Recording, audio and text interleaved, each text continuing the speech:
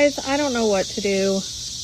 He found his dream car. It was everything he wanted. He went to go get it today, got the money, hooked up the trailer, and the guy said there was one person ahead of him waiting to look at it. Well, that guy bought it. Now he's just sitting out here, not talking, throwing rocks at the tree. I'm not really sure what I'm supposed to do.